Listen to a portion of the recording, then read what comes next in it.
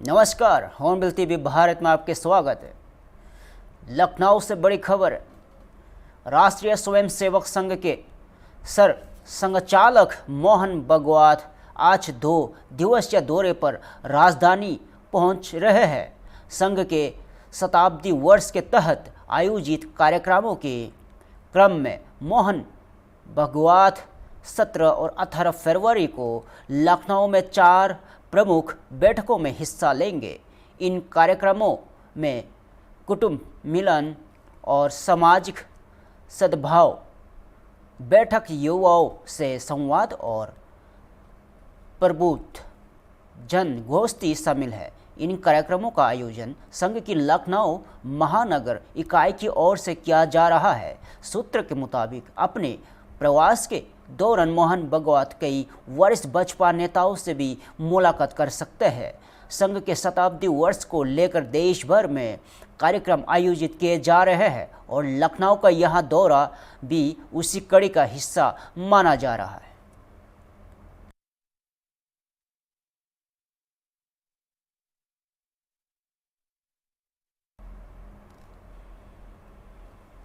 और लखनऊ से और एक बड़ी खबर है। माध्यमिक शिक्षा बोर्ड की आगामी राज्य स्तरीय परीक्षाओं को लेकर पूरी तैयारियां कर ली गई है। माध्यमिक शिक्षा निदेशालय में राज्य स्तरीय कंट्रोल रूम बनाया गया है, जो परीक्षा के दौरान सभी गतिविधियों पर पैनी नज़र रखेगा। सभी जिलों के परीक्षा केंद्रों पर भी सख्त निगरानी रखी जाएगी। राज्य मंत्री गुलाबो देवी ने कहा कि परीक्षा में नकल या किसी भी प्रकार की आपत्तिजनक गतिविधि पर रोक लगाई जाएगी। पेपर लीक या किसी अन्य अनुचित गतिविधि पर तुरंत सख्त कार्रवाई की जाएगी। माध्यमिक शिक्षा बोर्ड ने चेतावनी दी है कि पेपर लीक या किसी भी तरह की अनियमितता होने पर 1 करोड़ रुपए का जुर्माना और जेल की सजा भी हो सकती है। इस बार बोर्ड परीक्षा के दौरान सुरक्षा और पारदर्शिता पर विशेष जोर दिया गया है। को पूर्ण रूप से रोका जा सके और कहीं पर भी कोई जरा सी भी हलचल होती है तो हमें पता लगता है।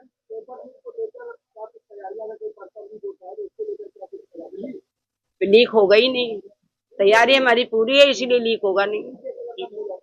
होगा कैसे? होगा ही नहीं।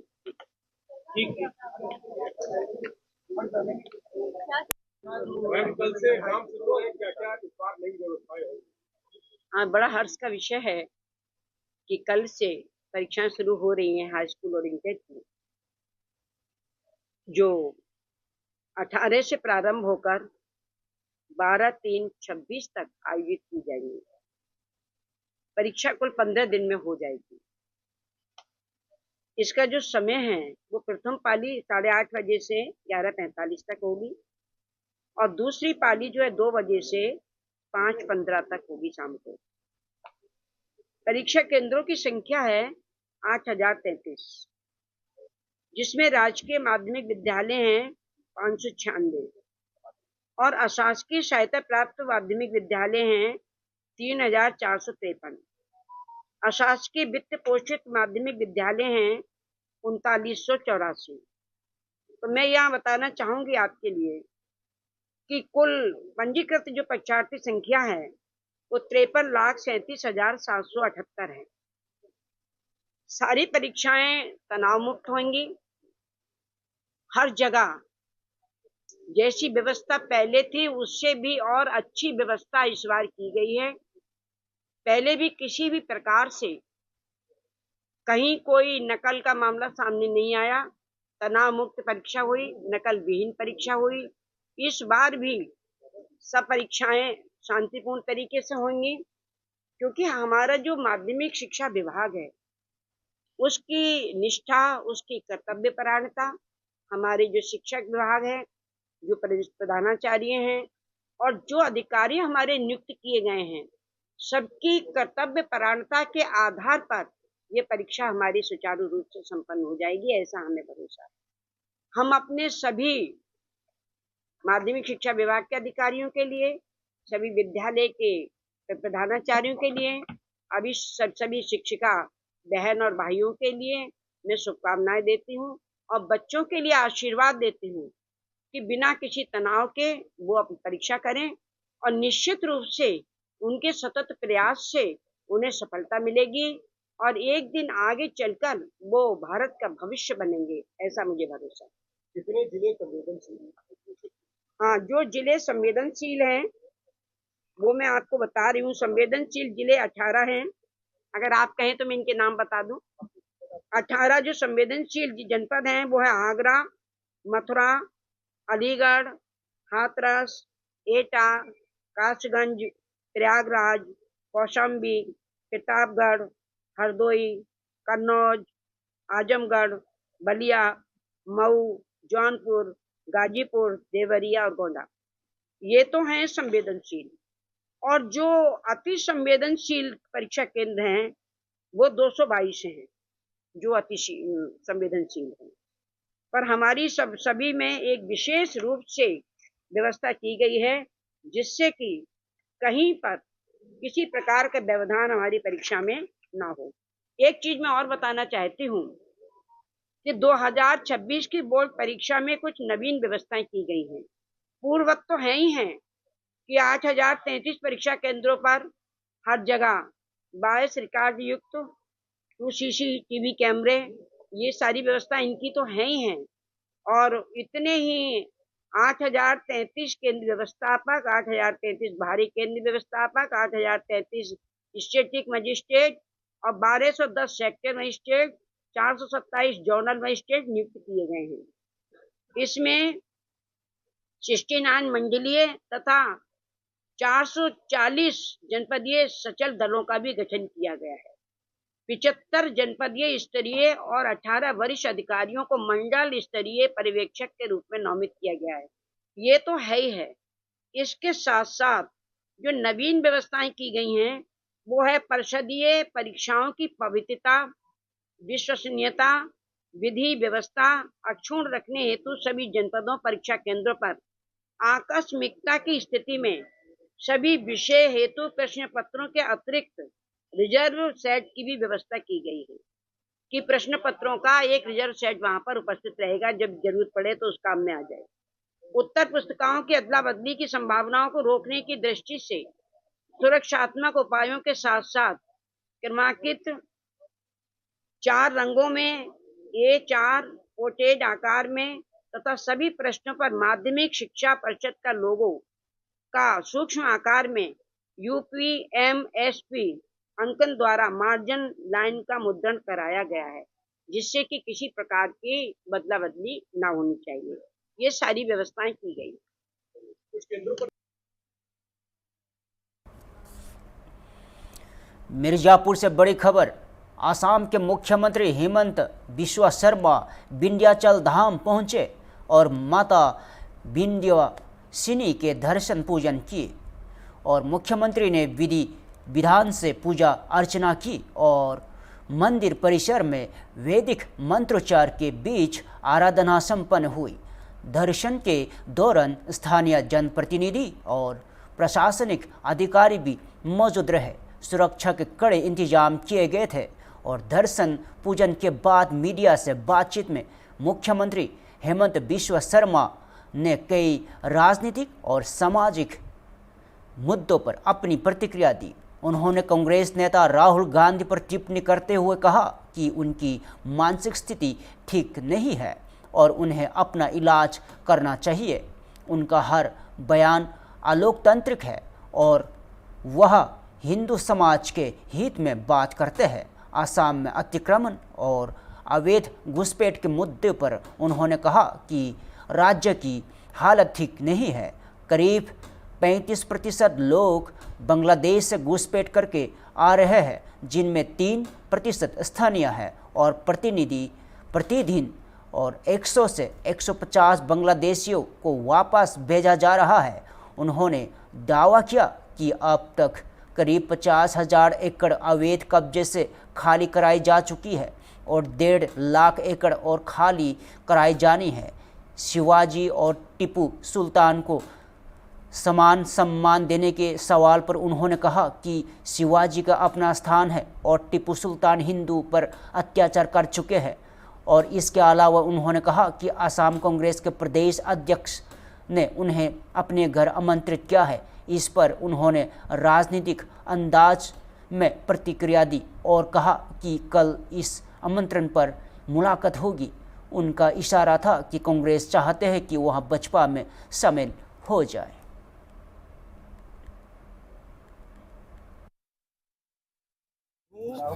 नेहरूवादी हूँ लेकिन राहुलवादी नहीं हूँ।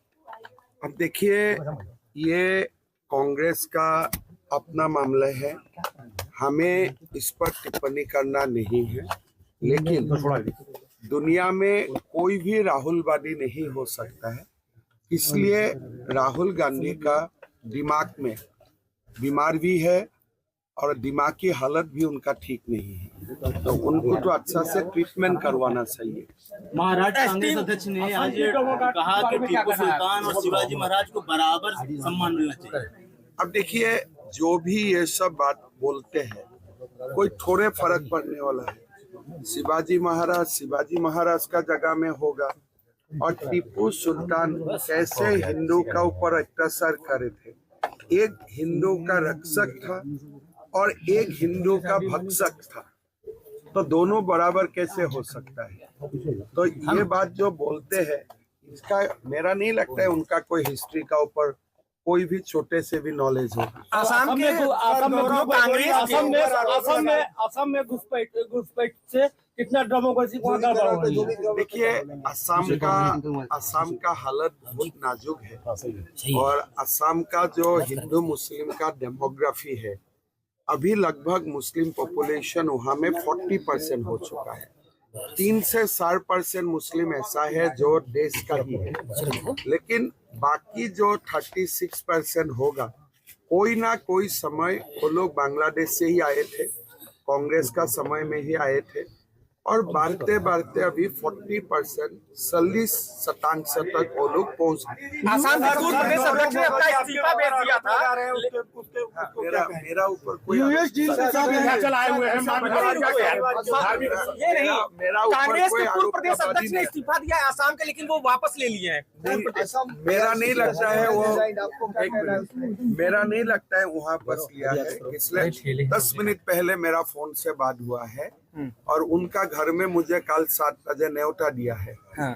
तो अगर रिजिग्नेशन वापस लेते थे तो मुझे क्यों न्योता देगा वो? क्या वो बीजेपी ज्वाइन करने वाले हैं प्रदेश अध्यक्ष? संभावना मैं तो चाहता हूँ कि वो बीजेपी में ज्वाइन करे, और असम में कांग्रेस में वही लास्ट हिंदू नेता है, तो मैं चाहता हूँ ज्वाइन करे।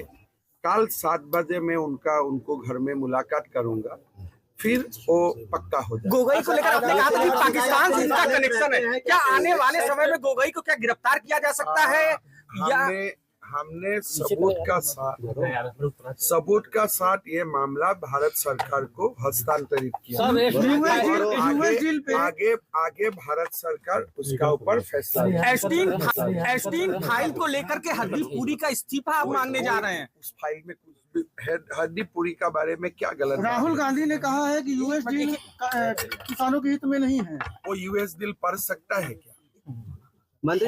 अगर उनका आसपास कोई नहीं होगा, वो यूएस डील का जो पूरा ऑर्डर है वो पढ़ सकेगा?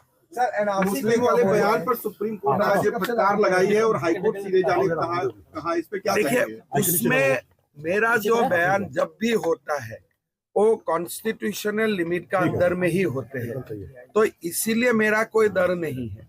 जहां भी जिसका मर्जी है वो चला जाए, लेकिन मैं जो बात बोलता हूँ असम का और हिंदू समाज का भले के लिए बोलता हूँ, और ये तो मैं बोल भी रहूंगा।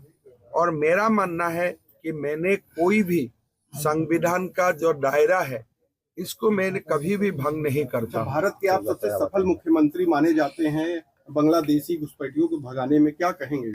अब देखिए, असम में ये बहुत बड़ा समस्या है। मैं डेली 100 से लेकर 150 तक डेली भगाता हूँ, लेकिन संख्या बहुत है। अभी हम असम में उनको 50,000 एकड़ जमीन से हम ये लोगों को हटाया, कितना 1000 एकड़, 50,000 एकड़ जमीन मैंने 5 साल में खाली किया हूँ। काल में अपना जो एक सभा थे प्रधानमंत्री जी का, उसमें मैं ये भी बताया हूँ, अगले बार मैं 1.5 लाख एकड़ जमीन से ये लोगों को भगाऊंगा। अच्छा, ये और टोटल कितना जमीन उनका कब्जा में है? 10 लाख एकड़।